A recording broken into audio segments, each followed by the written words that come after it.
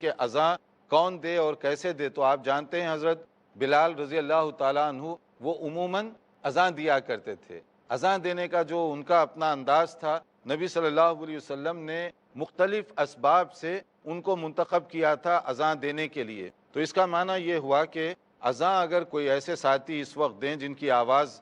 خوبصورت ہو، بلند آواز ہو، تو وہ زیادہ بہتر اور اس کی زیادہ اچھی اور اعلیٰ شکل ہوگی۔ جیسے کہ فرمایا گیا عن نبی محذورہ رضی اللہ تعالیٰ عنہ ان النبی صلی اللہ علیہ وسلم اعجبہ صوتہ فعلمہ الاذان، ایک صحابی آئے، ان کی آواز بڑی پیاری تھی، تو نبی صلی اللہ علیہ وسلم نے پرسنلی ان کو اذان سکھائی کہ ایسے اذان دو تاکہ یہ خوبصورت آواز میں اذان دی جائے۔ تو اس میں ایک پوائنٹ یہ معلوم ہوتا ہے کہ اذان ایک تو اسلامی شعائر کی بلندی عظمت کا اظہار ہے، وہ خوبصورت انداز سے ہونا چاہیے، ورنہ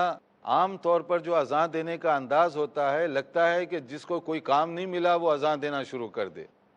یہ بہت ہی غلط طریقہ ہوگا جو ہمارے درمیان رائج ہے، اور اذان دینے والے کو پتہ نہیں کیا کیا نام لوگ دیتے ہیں، تو اس سے وہ لوگوں کی مینٹالٹی بھی اس سے اندازہ ہوتا ہے کہ کس طرح کے القاب کس کو دیے جا رہے ہیں۔ اذان دینے کی بہت بڑی فضیلت ہے، اللہ تعالیٰ قیامت کے دن ان کے درجات کو بہت بلند فرمائے گا، یہ بڑی ذمہ داری سے یہ کام کر رہے ہیں۔ تو اذان کے لیے جس آدمی کو اپوائنٹ کیا جائے اس کے اندر کوشش کرنی چاہیے کہ وہ بہتر سے بہتر آواز والا ہو، اذان میں ایسی اٹریکشن ہو کہ سن کر لوگوں کا جی چاہے کہ اس مسجد میں جائے، یہ نہ ہو کہ اذان شروع کرتے ہی لوگ کان کو ہاتھ لگا دیں۔